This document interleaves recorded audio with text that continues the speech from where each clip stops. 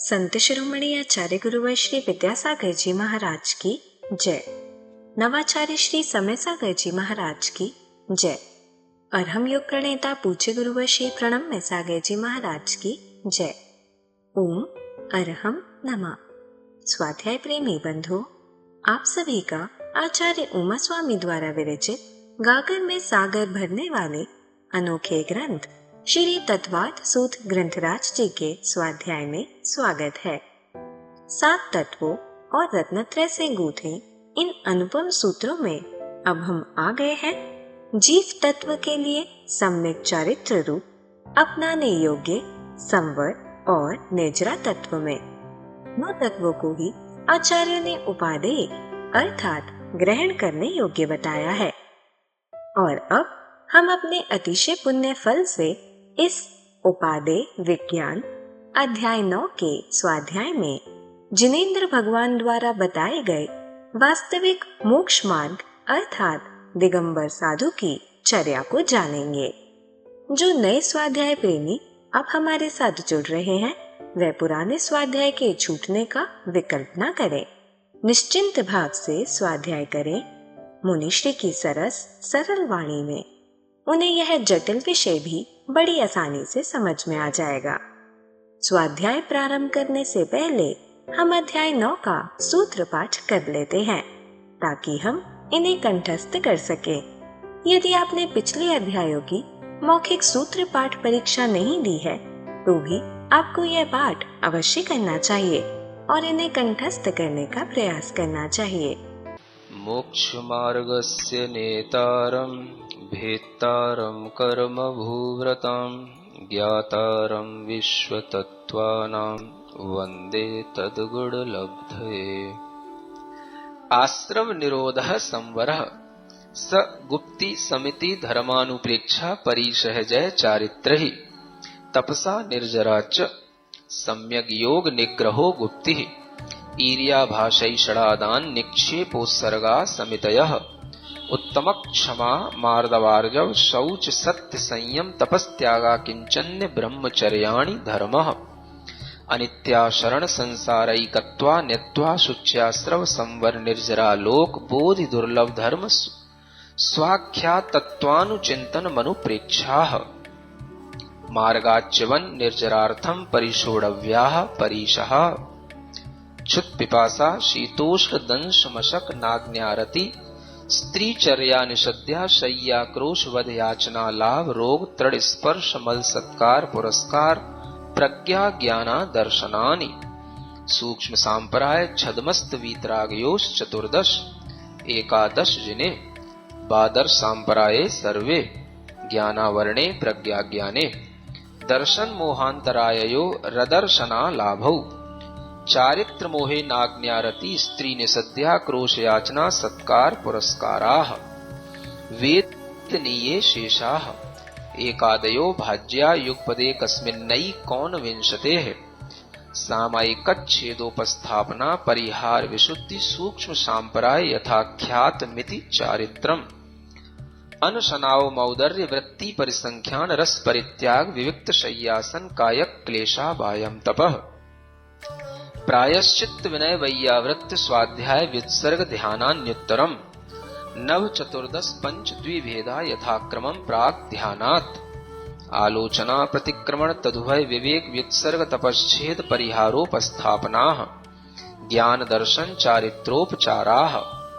आचार्योपाध्याय तपस्वी शैक्ष्य ग्लान गण कुल संग साधु मनोज्ञानाम् वाचना पृच्छनानुप्रेक्षाम्नाय धर्मोपदेशाः बाह्याभ्यन्तरोपद्यो उत्तम सहननस्यैकाग्रचिन्ता निरोधो ध्यान मान्तर मुहूर्तात् आर्त रौद्र धर्म्य शुक्लानि परे मोक्ष हेतु आर्त ममनोज्ञस्य संप्रयोगे तद विप्रयोगाय स्मृति समन्वाहारः विपरीतम मनोज्ञस्य वेदनायाश्च निदानं च तदविरत देश विरत प्रमत्त संयतानां हिंसा नृतस्तेय विषय संरक्षणेभ्यो रौद्रमविरत देश विरतयोः आज्ञापाय विपाक संस्थान विचयाय धर्म्यम् शुक्ले चाद्ये पूर्वविदः परे केवलिनः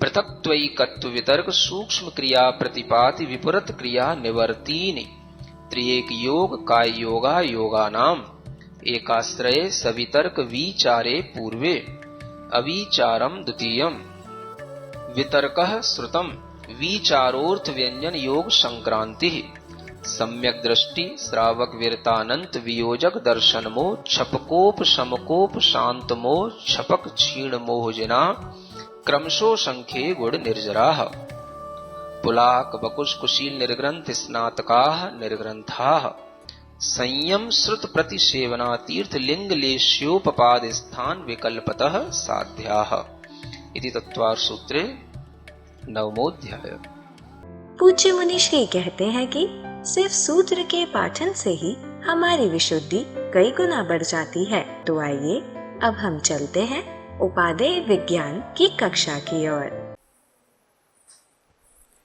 मोक्षमार्गस्य नेतारं भेत्तारं कर्मभूव्रतां ज्ञातारं विश्वतत्त्वानां वन्दे तद्गुणलब्धये।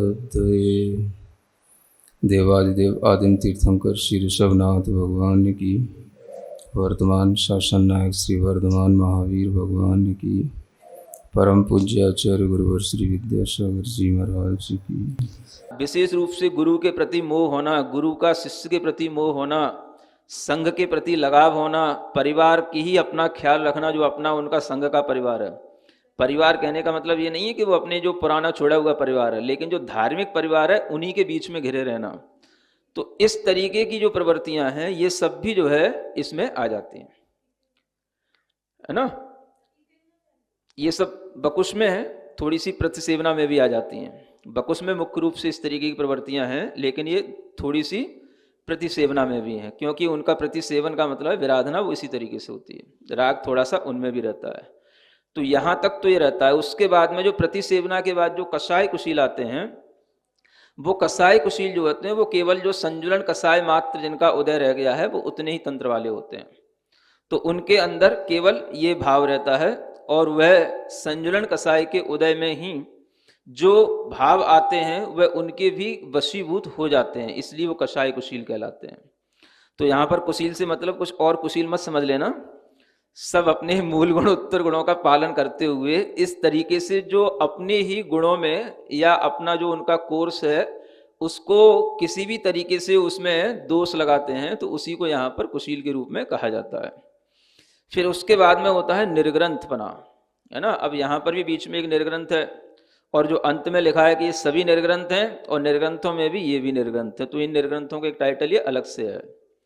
तो ये निर्ग्रंथ कहलाते हैं, जो कि एक तरीके से जिन्हें केवल ज्ञान प्राप्त होने ही वाला हो, यानी 12वें गुणस्थान वर्षी क्षीण कषाय मुनि जो हैं वो निर्ग्रंथ कहलाएंगे सिद्धांत की अपेक्षा से। और बहुत कुछ उनके पास वाले जो हैं 11वें गुणस्थान वाले मुनि हैं उनको भी निर्ग्रंथ के रूप में ग्रहण कर लेते हैं। तो ये यहाँ पर निर्ग्रंथ संज्ञा से कहे जाते हैं। इनमें किसी भी तरीके की कोई मूल गुण उत्तर गुण की विराधना वाली बात नहीं होती है। और स्नातक वो कहलाते हैं जो केवल ज्ञान को प्राप्त कर लिए हैं, तो वो भी मुनि कहलाते हैं, वो स्नातक मुनि कहलाते हैं। चाहे वो 13वें गुणस्थान वाले हों, चाहे वो 14वें गुणस्थान वाले हों, सयोग केवली और अयोग केवली भी मुनि महाराज कहलाते हैं। तो ये सभी निर्ग्रंथ हैं। क्या है ये सभी? इनके लिए सबके लिए वो निर्ग्रंथ रूप टाइटल मिला हुआ है। तो निर्ग्रंथपना होते हुए भी जो निर्ग्रंथ विशेष रूप से हैं वो अलग हैं 11वें 12वें गुणस्थान वाले मुनि।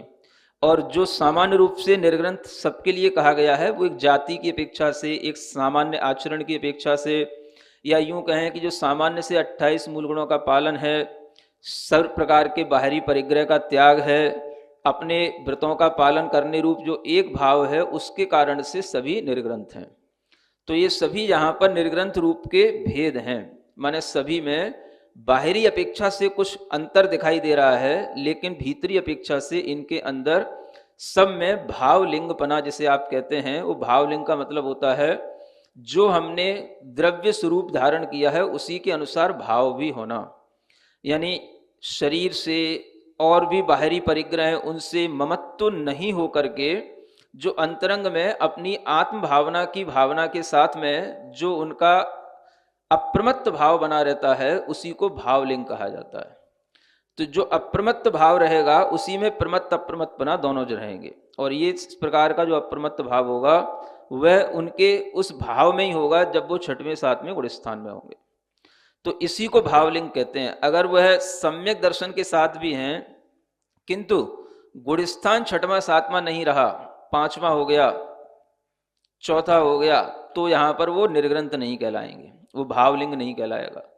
भावलिंग का मतलब होता है कि गुणस्थान छठवां सातवां रहना, केवल संजुलन कसाय मात्र का उदय होना और बाहरी रूप से जो है आरंभ परिग्रह का सब तरीके से विरक्ति होना। उसके बावजूद भी जो संग है, अनेक तरीके के धर्म प्रभावना के कार्य हैं, उसके कारण से जो ये अंतर पड़ जाता है, उस अंतर को यहाँ पर पुलाक, बकुश, कुशील आदि की संज्ञा से बताया गया है। तो इस तरीके के इन अंतरों को जान करके हम यहाँ पर निर्ग्रंथों के इन भेदों को समझ सकते हैं। अब इन्हीं को और समझने के लिए आगे का सूत्र आ रहा है कि किन किन अपेक्षाओं से इनमें और क्या क्या अंतर दिखाई देता है। ये तो इनकी होगी सामान्य से परिभाषा। अब इन्हीं की कुछ विशेषताओं को बताने के लिए आगे कहते हैं संयम, श्रुत, प्रतिसेवना, तीर्थ, लिंग, लेश्योपपाद, स्थान, विकल्पतः, साध्याः। इतने विकल्पों से इन्हें और साधना चाहिए, माने इनको अपना साध्य बना लेना चाहिए। विकल्प का मतलब इतनी चीजों की अपेक्षा से, संयम की अपेक्षा से, श्रुत की अपेक्षा से, प्रतिसेवना की अपेक्षा से, तीर्थ की अपेक्षा से, लिंग की अपेक्षा से, लेश्या की अपेक्षा से, उपपाद की अपेक्षा से, और स्थान माने हैं यहाँ पर जो संयम के स्थान हैं उनकी अपेक्षा से। ऐसे ये लगभग 8 स्थान बन जाते हैं। इनकी अपेक्षा से भी हम इनकी विशेषताओं को जान सकते हैं, क्योंकि किसी की विशेषता जानना है तो उसके भीतर घुसना पड़ेगा, और भीतर घुसने के लिए आपको उन जो मुख्य मुख्य गुण हैं उनकी तरफ आपको ध्यान देना पड़ेगा। तो सबसे पहले संयम भाव आ जाता है। कौन सा? संयम। संयम क्या बताया था? जो 9वें अध्याय में 5 प्रकार का जो चारित्र बताया गया था उसी को संयम कहा जाता है। संयम और चारित्र कोई अलग चीजें नहीं है। मुख्य रूप से जो 5 प्रकार का जो संयम है, सामायिक, छेदोपस्थापना, परिहार, विशुद्धि, सूक्ष्म सांप्राय और यथाख्यात, ये 5 प्रकार का संयम ही मुख्य रूप से संयम कहा जाता है ना। तो उस संयम की अपेक्षा से यहाँ पर अंतर देखना है, क्योंकि अब भीतर की अपेक्षा से अंतर देखेंगे तो किसमें क्या है, कौन कौन से संयम है, तो इससे समझ में आएगा कि पुलाक के पास क्या है और अंत तक स्नातक के पास क्या होता है। तो इस अपेक्षा से इनको जब देखते हैं तो पुलाक में कहा जाता है कि पुलाक हैं, बकुश हैं, और कुशील के 2 भेद थे, एक प्रतिसेवना कुशील और एक कसाय कुशील। तो उनमें से प्रतिसेवना कुशील को लेना, यानी पुलाक, बकुश और प्रतिसेवना कुशील, इन दोनों तीनों के 2 संयम हो रहते हैं, सामायिक संयम और छेदोपस्थापना संयम। ये 2 प्रकार के संयम इनके बने रहते हैं, क्योंकि इनका 6वां 7वां गुणस्थान बना रहता है। तो ये 6वें 7वें गुणस्थान के साथ में इनके ये 2 प्रकार के संयम निरंतर बने रहते हैं। फिर जब कसाय कुशील की बारी आती है तो कसाय कुशील के पास में सामायिक संयम भी होता है, छेदोपस्थापना भी होता है, और उसके आगे का जो परिहार विशुद्धि संयम है वो भी इनको हो सकता है, और उसके आगे भी सूक्ष्म सांप्राय जो संयम है वो भी इनके लिए हो सकता है। इस तरीके से इनके 4 संयम हो जाते हैं, है ना। यानी कि कसाय कुशील का मतलब हो गया जो सूक्ष्म सांप्राय गुणस्थान में राग की मंदता के कारण से अपने अंदर सूक्ष्म सांप्राय नाम का जो चारित्र है उसका भी जो संवेदन कर रहे हैं वो भी कसाय कुशील है, और उससे पहले जो 6वें 7वें गुणस्थान में है वो भी कसाय कुशील है। तो कसाय कुशील 6वें 7वें गुणस्थान से लेकर के 10वें गुणस्थान तक के ये कसाय कुशील वाले भाव में ये कसाय कुशील संयमी कहलाएंगे। तो इनके पास में 4 प्रकार के संयम होंगे। परिहार विशुद्धि संयम जो होगा वो इन्हीं के पास होगा, कसाय कुशील वालों के पास। माने पुलाक, बकुश, इनके पास में परिहार विशुद्धि संयम नहीं होगा। इस तरह से यूं भी समझ सकते हैं कि जब तक इनके लिए ये गुणस्थान छठवां सातवां रहता है, पुलाक, बकुश, प्रतिसेवना, कुशील, तब तक इनके लिए दो ही संयम है, सामायिक, छेदोपस्थापना संयम। आखिर कभी ना कभी इनको अपने संयम की वृद्धि तो होगी। अगर ये अपने जीवन में मान लो उसी जीवन से इनको मोक्ष होना है तो क्या होगा? तो इनके अंदर का वह जो संयम भाव है वो बढ़ेगा, तभी तो मोक्ष होगा। और संयम भाव बढ़ेगा तो इनका वो टाइटल फिर वो वहां पर छूट जाएगा। तो ऐसा भी नहीं समझ लेना कि सभी अभिशप्त हैं, कोई इनको अभिशाप दे दिया गया है कि भाई तू पुलाक है तो पुलाक ही रहेगा। ऐसा समझना चाहिए कि इनके जीवन में इस तरीके की वृत्तियां ज्यादा हैं। इस कारण से इनका जो मुख्य रूप से जो इनका एक स्वभाव है या उनका जो संयम है वो इतना ही रहता है, सामायिक, छेदोपस्थापना संयम। तो अगर एक ही जीव के अंदर अगर कभी ये बदलाव आएगा, वो जीव भी कभी श्रेणी पे चढ़ेगा, शुक्ल ध्यान करेगा, तो उसके अंदर फिर जब गुणस्थान बढ़ेगा तो फिर वो पुलाक बकुल से छूट करके कसाय कुशील भी तो बनेगा। तो ऐसा भाव नहीं लेना कि केवल इनका मतलब ऐसा ही है कि ऐसे हैं तो ऐसे ही रहेंगे। समझ आ रहा है ना? हर कोई बदलता रहता है, लेकिन मोटे रूप में, मुख्य रूप में आपको ये भाव ध्यान में रखना है कि इनके अंदर इस चीज की मुख्यता है। तो पुलाक में संयम रहेगा तो केवल सामायिक, छेदोपस्थापना संयम, और ये संयम ही उनके उस गुणस्थान को बनाए रखता है। इसी कारण से वो निर्ग्रंथ कहलाते हैं। और उसके बाद में जो आते हैं निर्ग्रंथ और स्नातक, तो निर्ग्रंथ तो 11वें 12वें गुणस्थान वाले हो गए, स्नातक 13वें 14वें गुणस्थान वाले हो गए। ये सभी यथाख्यात संयम वाले हो जाते हैं। इसलिए संयम की अपेक्षा से हम इनको इस तरह से जान सकते हैं। ठीक है, संयम। फिर आता है श्रुत। श्रुत माने श्रुत ज्ञान, श्रुत माने श्रुत ज्ञान। तो श्रुत ज्ञान, द्रव्य श्रुत ज्ञान और भाव श्रुत ज्ञान। तो द्रव्य श्रुत ज्ञान माने जो बाहरी अंग प्रविष्ट और अंग बाह्य नाम का जो श्रुत है, इसको श्रुत ज्ञान कहते हैं, इसे द्रव्य श्रुत कहते हैं। जो 12 अंग 14 पूर्वों के रूप में व्याख्यात किया जाता है, ये सब क्या कहलाता है? ये सब द्रव्य श्रुत कहलाता है। और इसको जानने पर जो हमारे अंदर भाव उत्पन्न होता है, या इसको जानने की जो हमारे अंदर शक्ति आ जाती है, उसको कहते हैं भाव श्रुत। तो जब भाव श्रुत होगा तभी ये द्रव्य श्रुत को हम ग्रहण कर पाते हैं। श्रुत तो फैला हुआ है 14 पूर्व तक का, लेकिन पुलाक में, बकुश में और प्रतिसेवना, कुशील, इन तीनों प्रकार के मुनियों में 10 पूर्व तक का श्रुत आ सकता है। उत्कृष्ट रूप से ये 10 पूर्व के धारी हो सकते हैं। अब आप समझो कितनी बड़ी चीज हो गई। सुन रहे? पुलाक भी 10 पूर्व का उत्कृष्ट रूप से ज्ञाता हो सकता है। 10 पूर्व का ज्ञाता होने का मतलब श्रुत केवली ही हो गए, है ना? वैसे तो 14 पूर्व में श्रुत केवली कहलाते हैं, लेकिन पूर्वविद होना, जो आपको बताया था, शुक्ल ध्यान के अधिकारी होना, तो पूर्वविद तो हो ही गए, तो शुक्ल ध्यान के अधिकारी हो गए। तो अधिकारी अगर ये हो गए हैं तो इसका मतलब यह है कि इनमें भी कितनी शक्ति है कि वो श्रुत ज्ञान को धारण करके वह पूजा के योग्य ये भी हो जाते हैं। श्रुत ज्ञान की जिसकी पूजा की जाती है देवताओं के द्वारा, वह 10 पूर्वधारी की विशेष रूप से रिद्धि कहलाती है। तो ये भी एक तरीके की उस रिद्धि को भी प्राप्त करने योग्य इनकी योग्यता है। तो कभी भी आप ये देखेंगे कि इनमें ये व्याख्यान जो अंतर के साथ होते हुए भी इनकी भीतरी योग्यताएं बड़ी अलग अलग गुणों की अपेक्षा से अलग अलग हैं। संयम की अपेक्षा से तो केवल सामायिक छेदोपस्थापना संयम, लेकिन श्रुत ज्ञान की अपेक्षा से उत्कृष्टता से देखते हैं तो अभिन्न 10 पूर्वी हैं ये। अभिन्न 10 पूर्वी का मतलब ये हो जाता है कि जब 10वें पूर्व का कोई अध्ययन करता है तो उस समय पर अनेक तरीके की 700 और 500 विद्याएं आकर के खड़ी हो जाती हैं। समझ आ रहा है? हाँ, कुछ बड़ी विद्याएं होती हैं, कुछ छोटी विद्याएं होती हैं। इतनी विद्याएं खड़ी हो जाती हैं सामने आकर के और नमोस्तु करती हैं, आज्ञा मांगती हैं, बताइए स्वामी ने क्या करना है। और जिस स्वामी ने कह दिया हाँ ठीक है ये कर दो वो कर दो, तो वो हो गए भिन्न 10 पूर्वी। समझ आ रहा है? क्योंकि उन्होंने उसको स्वीकार कर लिया। तो इस कारण से वो उनके लिए आज्ञा देना, उनके लिए स्वीकार करने का भाव उनके अंदर का वो मोह भाव के कारण से हुआ। वो मोह भी उनके लिए उस फिर आगे के श्रुत को नहीं बढ़ाने देगा, तो वो कहलाएंगे भिन्न 10 पूर्वी। और जब वो कहें हमें तुमसे कोई मतलब नहीं, उनकी तरफ देखना भी नहीं, वो अपने निर्मोह भाव में रहें, तो वो कहलाएंगे अभिन्न 10 पूर्वी। तो उनकी पूजा फिर देवों के द्वारा, फिर दूसरे देवों के द्वारा अलग से की जाती है। जो विद्याएं आती हैं वो अलग, और जो देवता आते पूजा करने के लिए वो अलग।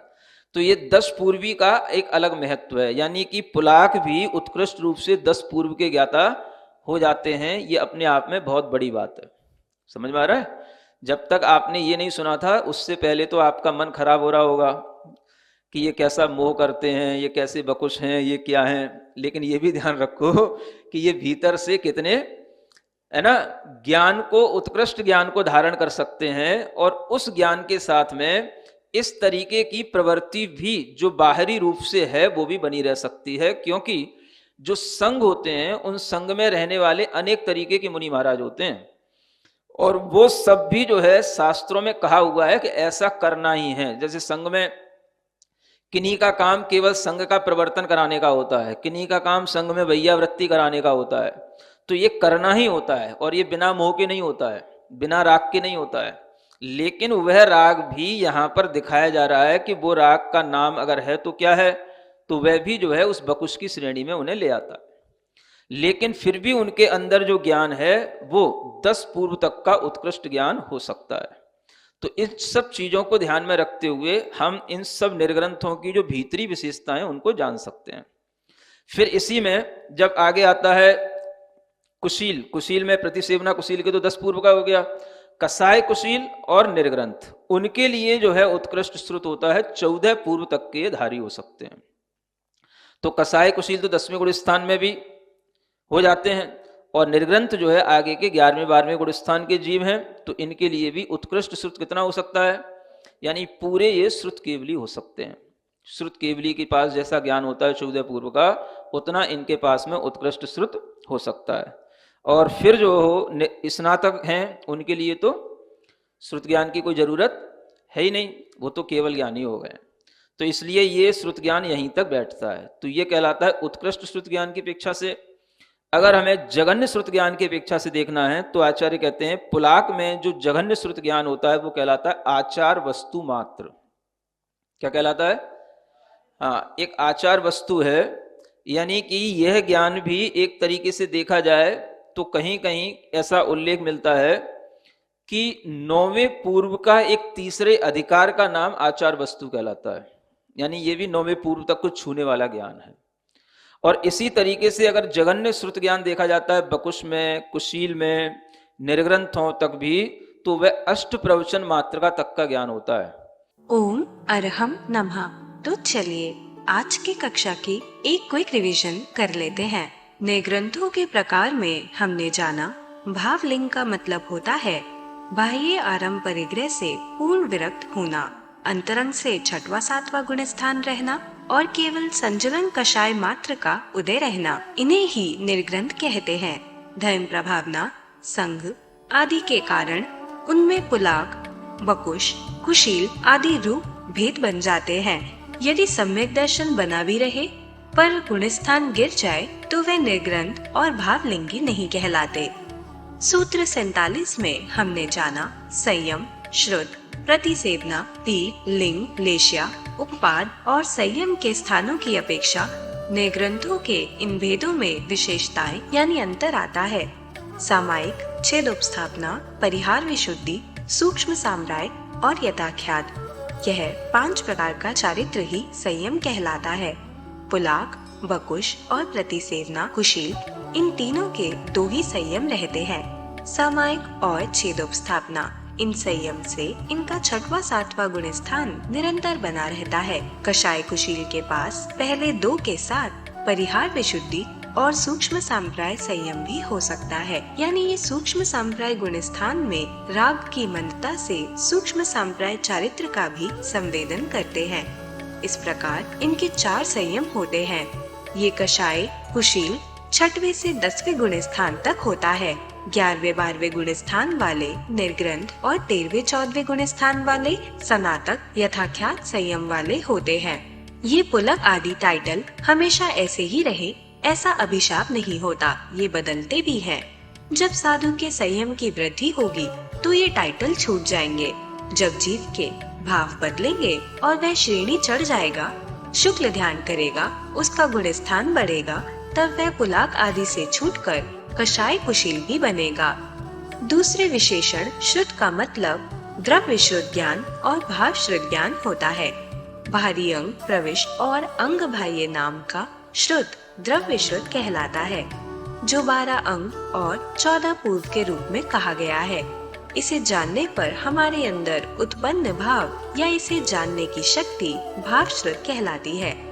पुलाक, वकुश और प्रतिसेवना कुशील उत्कृष्ट रूप से 10 पूर्व तक के ज्ञाता को हो सकते हैं। यह बहुत बड़ी बात होती है, क्योंकि पूर्वविद होने से ये शुक्ल ध्यान के अधिकारी होते हैं। 10 पूर्वधारी की देवता पूजा करते हैं। देवों द्वारा पूजा जाना उनकी रिद्धि होती है। ये अभिन्न 10 पूर्वी होती है। 10वें पूर्व का अध्ययन करने पर अनेक तरीके की 700 और 500 विद्याएं सामने आकर खड़ी हो जाती हैं और नमोस्तु करती हैं, आज्ञा मांगती हैं।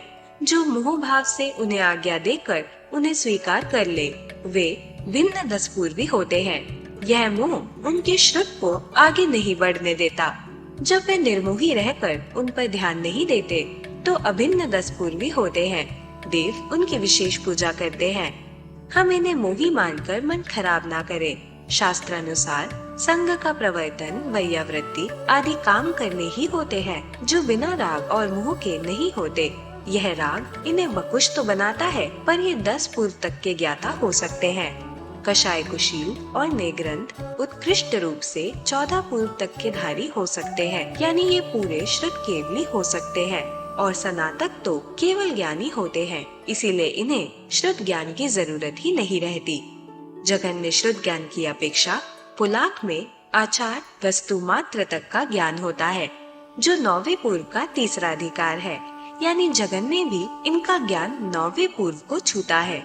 वकुश, कुशील और नेग्रंथों में भी अष्ट प्रवचन मात्रिका तक का जगन्य ज्ञान होता है। तो चलिए अब हम सभी जिणवाणी स्तुति करेंगे और तत्पश्चात समय होगा आज के सवाल का। श्री जिणवाणी जग कल्याणी जग जन मदतम मोहरी जणमण हारी गढ़हर हारी जम जरा भव रोग हरि तिथियराणम दिव्य झुणिम जो पढ़ई सुणई मय्ये धारई राणम सौख मणंतम धरिय सासद मोक्ष पदम पावई सासद मोक्ष पदम पावई। अब समय है आज के प्रतियोगिता प्रश्न में भाग लेकर आकर्षक पुरस्कार जीतने का। आप अपने फोन को QR कोड स्कैन करने के लिए तैयार रखें या दिए गए लिंक पे जाएं। आप अपना उत्तर चुनकर हमें कल शाम 5 बजे तक भेज सकते हैं। 3 भाग्यशाली विजेताओं को मिलेंगे आकर्षक पुरस्कार। विजेताओं का नाम इसी कार्यक्रम में हर रविवार को घोषित किया जाएगा। साथ ही सभी प्रश्नों के सही उत्तर भी बताए जाएंगे। आज का सवाल है, प्रतिसेवना कुशील के निम्न में से कौन सा संयम होगा? छेदोपस्थापना, परिहार विशुद्धि, सूक्ष्म सांप्राय, यथाख्यात। अध्याय 9 की कक्षा 62 के आज के सवाल का सही उत्तर है पुलाक। अगर आप किसी कारणवश कोड को स्कैन ना कर पाए हों, तो आप क्लास की वेबसाइट पर जाकर भी उन्हें अटेम्प्ट कर सकते हैं। इस लिंक पर जाएं या QR कोड को स्कैन करें। धन्य है हमारा पुण्य, जो मुनिश्री ने हमें उपादेय विज्ञान जैसे कठिन विषय को इतनी सरलता से समझाया, जिससे हम पंच परमेष्टि में आसीन आचार्य, उपाध्याय और साधु परमेष्टि के मूल गुणों और चर्या संबंधी भ्रांतियों को दूर करके श्रावक धर्म को निभा पाए और सच्चे गुरु के प्रति समर्पित हो पाए। और यह ज्ञान आप अपने परिवार, मित्र, समाज के लोगों को इस स्वाध्याय से जोड़कर उन तक दे सकते हैं। आप सिर्फ उन्हें हमारी वेबसाइट ttv.arham.yoga शेयर करें और उन्हें यह सभी क्लासेस मिल जाएंगी।